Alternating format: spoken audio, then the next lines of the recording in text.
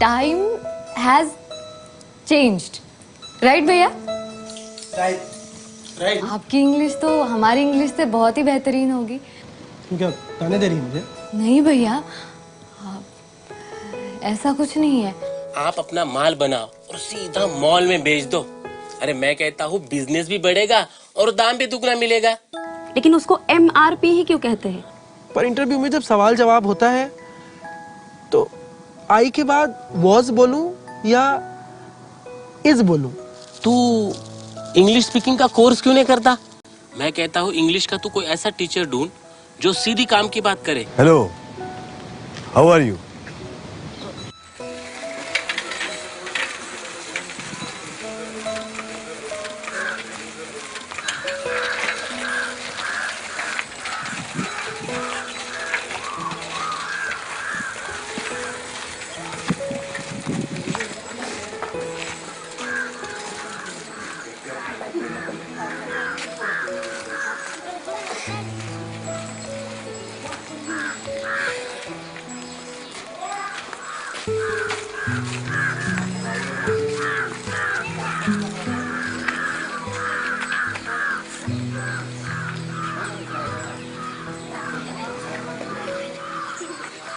अभी भी नाराज हो?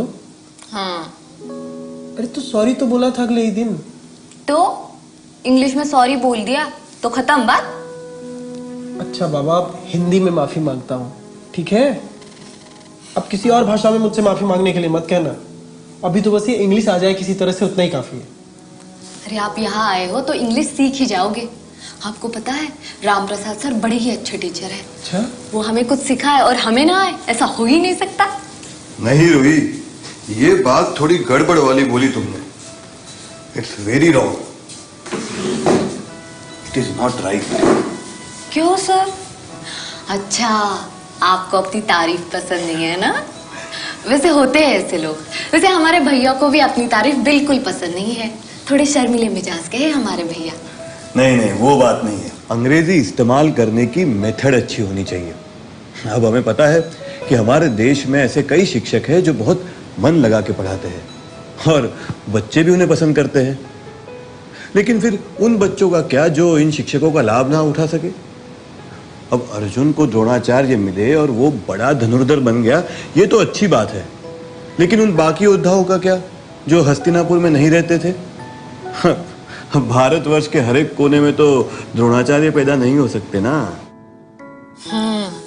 मतलब हम ये कह सकते हैं कि उनका बैड लक ही खराब था। बैड बोलने के बाद खराब बोलने की जरूरत नहीं है रूही। भैया हम मजाक कर रहे थे। अब आप हमें ये भी बता दो कि आपको इंग्लिश के साथ साथ मजाक भी नहीं समझ में आता। अरे चलो छोड़िए। तो हमारी मेथड थोड़ी अलग है। यहाँ पे मैं तुम्हें कुछ नहीं सिखाऊंगा, तुम्हें खुद सीखना होगा। ऐसे कैसे खुद से ही इंग्लिश बोलना सीखेंगे सर?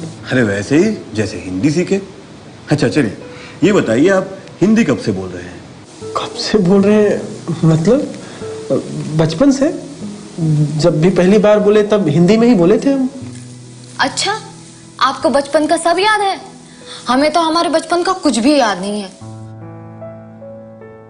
हमने पहली बार कब बोला, कब खाया, कब हम चलने लगे। हाँ मतलब ऐसे क्लियर तो किसी को भी बचपन का याद नहीं रहता है। पर फिर ये कैसे बोला कि पहली बार आपने हिंदी में ही बात की? तुम भी ना रूही, कभी कभी कुछ भी बोलती हो। अरे जब हमारे घर में मम्मी पापा सब हिंदी में ही बोलते थे तो हम अंग्रेजी में बोलना थोड़ी ना शुरू करते।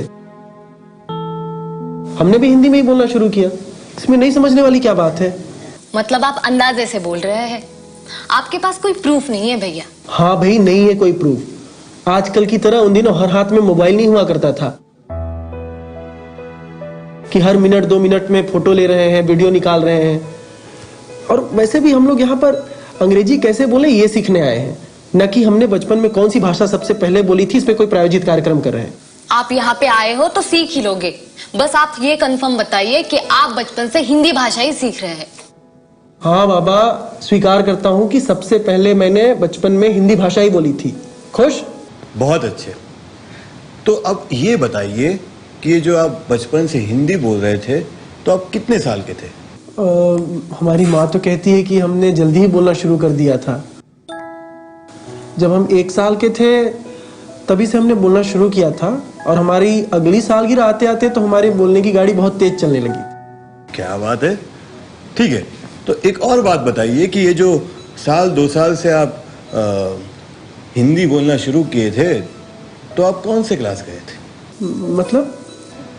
अरे मतलब जैसे अंग्रेजी सीखने आप मेरे क्लास आए हो, वैसे हिंदी सीखने किसके पास गए थे? आप भी क्या बात करते हो सर, भला कोई हिंदी सीखने भी कहीं किसी क्लास में जाता है? वो तो बचपन से हमारे मम्मी पापा बोलते रहे, हम सुन सुन के हम भी बोलने लग गए कि ये मम्मी है, ये पापा है, ये चावल है, ये पानी है। हाँ, वैसे हम हिंदी डायरेक्ट नहीं सीखे, हम पहले हिंदी सुने। माँ की कोख में थे तब से हम हिंदी सुनते रहे, फिर सुनते रहे, फिर बोले, फिर बोलते रहे, फिर उसके बाद स्कूल में जाके अ से अनार, आ से आम और ई से इमली सीखे हैं हम। करेक्ट रोही, हम हिंदी ऐसे ही सीखे हैं, मतलब पहले सुने, फिर बोले और फिर पढ़े, है ना? और अंग्रेजी सीखने जाते हैं तो हम directly A for apple, B for bat ये पढ़ना सीखना चाहते हैं, और फिर अंग्रेजी हमें मुश्किल लगने लगती है, और इतनी कि हम अंग्रेजों के कम अंग्रेजी के दुश्मन ज्यादा बन जाते हैं। हाँ, ये भी सही है। बचपन में जब हम स्कूल जाते थे तो इंग्लिश की क्लास में सबसे ज्यादा डर तो स्पेलिंग से ही लगता था। हाँ, स्पेलिंग से तो हम आज भी डरते हैं। इस आइसक्रीम की स्पेलिंग की वजह से हमें इतनी डांट पड़ी है, सर पूछिए मत। हम तो इस आइसक्रीम की स्पेलिंग से इतने डरते थे कि हम ये